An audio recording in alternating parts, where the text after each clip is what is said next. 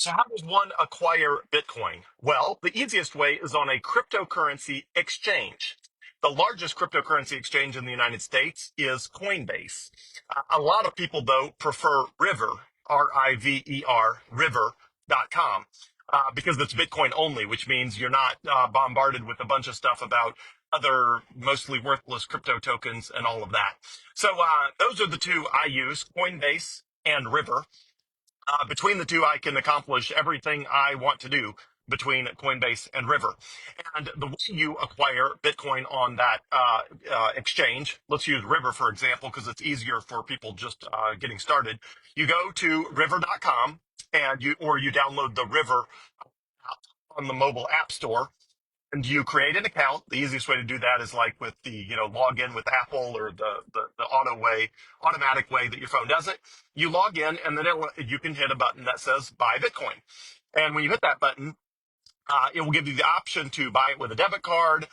Sometimes they'll let you use a credit card, or the easiest way is to link a bank account. When you link a bank account, it will use something called Plaid, Plaid. Plaid is an integration that financial apps use to link with bank accounts.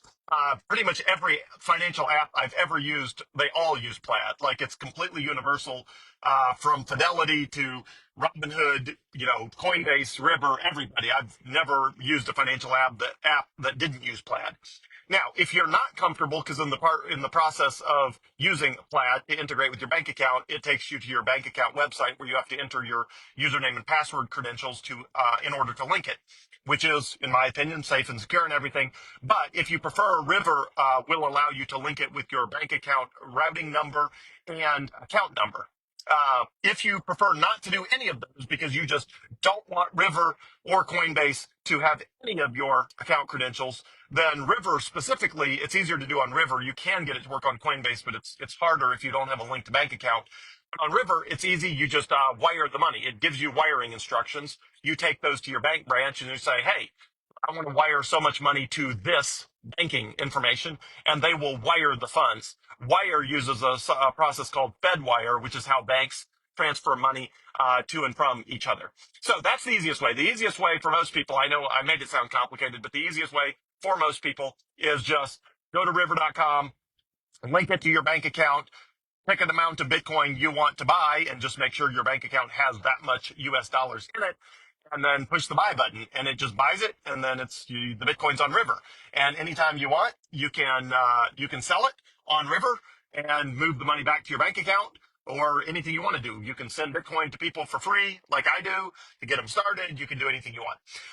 There are other ways of buying Bitcoin. If you're comfortable with a brokerage account like Fidelity or Schwab or something like that, there's something called a Bitcoin ETF, Exchange Traded Fund. The two big ones are IBIT, which is run by BlackRock, IBIT. I because it's part of their iShares brand, and BIT because it's the first three letters of the word Bitcoin, IBIT. And the other one is FBTC, F as in Fidelity, because Fidelity runs it, and BTC as in Bitcoin, the three-letter symbol that represents Bitcoin, BTC, FBTC, Fidelity Bitcoin. And you can buy a Bitcoin ETF just like you can buy TSLA for Tesla or AMZN for Amazon or MSFT for Microsoft. Basically, the exact same way that you can buy any type of stock or bond or anything like that on a brokerage account, which means a stock market investing account. You can buy Bitcoin way just entering the letters of a Bitcoin ETF. And again, if you want BlackRock, it's IBIT. If you want Fidelity, it's FBTC. I personally have all of my retirement funds in Fidelity rather than BlackRock, so I usually recommend FBTC, but BlackRock is larger. But Fidelity custodies the Bitcoin themselves rather than having it held with Coinbase and others. So I like Fidelity because it's got fewer risk vectors, in my opinion. So anyway, that's the lay of the land.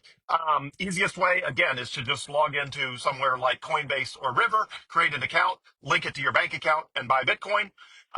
And again, if you are not comfortable logging in, you can link it with a routing number and a account number on River, but it does take a couple days because they send you like two small deposits for different amounts of money, and you have to enter those on the River platform to verify you control that bank account.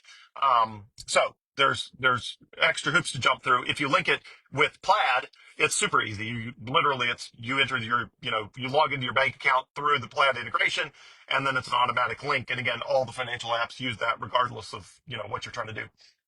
So anyway, it's that simple. River.com, link it to a bank account and buy Bitcoin, or use the debit card. If you want to buy really small amounts of Bitcoin, you can even use a debit card, but the fees are always higher to use a debit card. So that is how, again, and if you want to use retirement funds, call your financial analyst or advisor and tell them you want one of the Bitcoin ETFs, and it's either Fidelity FBTC or it's a BlackRock IBIT.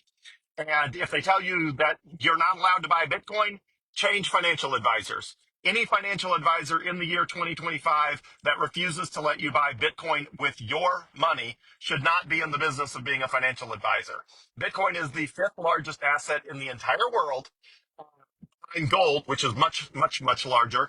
And then I believe Apple, Microsoft, and Amazon, I think, are the only three companies that are larger in market capitalization than Bitcoin. So if your financial advisor is telling you you cannot buy the fifth most valuable asset in the entire world, then they shouldn't even be in the business, and I would change financial advisors. Or move your IRA, 401k, Roth IRA, move that over to Fidelity. Because if you move it to Fidelity rather than wherever it's stuck, absolutely, Fidelity will encourage and enable you to buy Bitcoin with it. And they have been a supporter of Bitcoin back to like 2014 for more than a decade now. So I'm a big fan of Fidelity.